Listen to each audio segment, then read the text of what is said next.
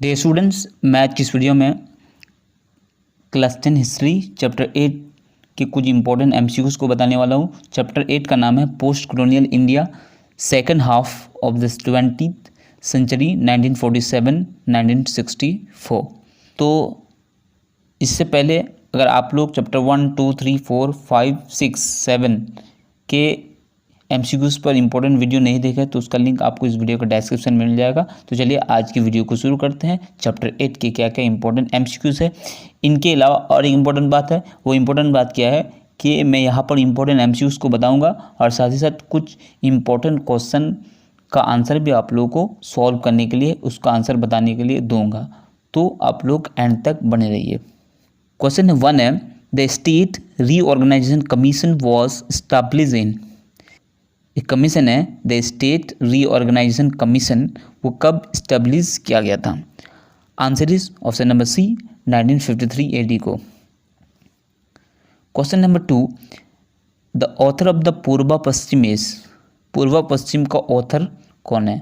Answer is option number A Sunil Bandopadhyay. Bandopadhyay मतलब Banerjee. Question number 3 is the author of Nilkantha Pakhir Khonje is. इसका author कौन है? तो answer is option number A Atin Bandopadhyay मतलब Atin Banerjee. Question number 4, the state reorganisation commission act was enacted इन। तो अभी हम लोगों ने पढ़ा द स्टेट रीऑर्गेनाइजेशन कमीशन, तो यहाँ पर एक एक्ट भी है। तो क्या है? The state reorganisation commission act. ये कब इनेक्टेड हुआ, कब लागू हुआ?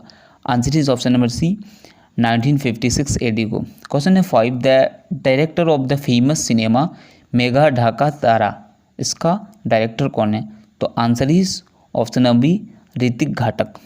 Question number 6, the author of marginal man was. तो इसका आंसर क्या होगा? आप लोग फटाफट से कमेंट में बताइए। Question number 7 is the author of train.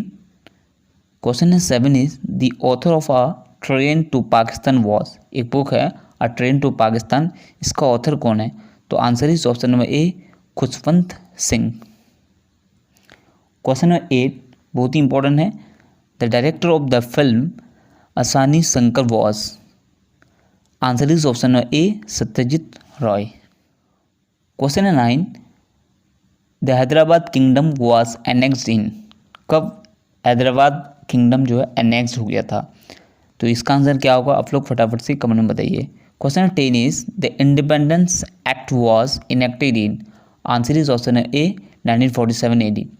Question 11, the rule of Kashmir during the independence of India was. तो कश्मीर, रूल ऑफ कश्मीर मतलब ruler of Kashmir during the independence of India. India के इंडिपेंडेंस के वक्त जो है कश्मीर में कौन रूल करता था?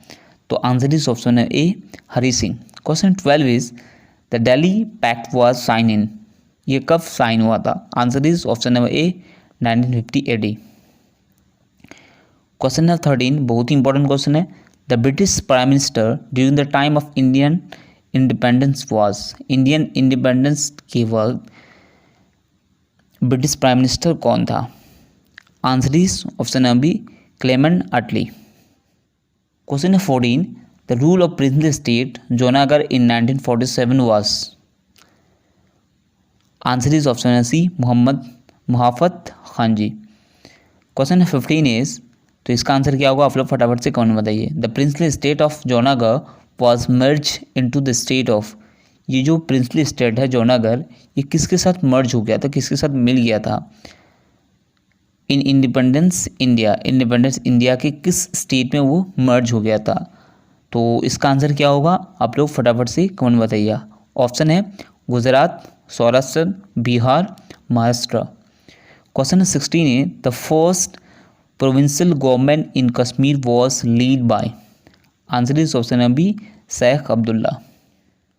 Question 17, the leader of Razakars in Hyderabad was. Razakars का लीडर कौन था हैदराबाद में? तो answer is option number C Qasim Razvi. Question number 18, the Indian military force that annex Hyderabad to Indian state was lead bye.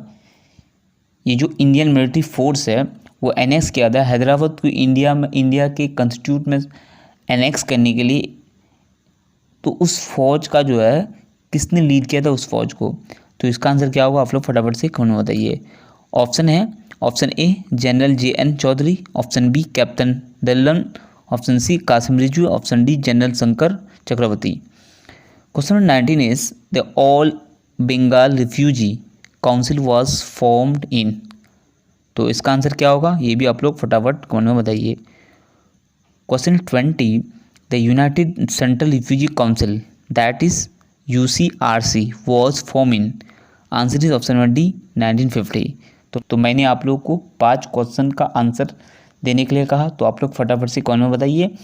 So thank you for watching, thank you for listening, have a nice day.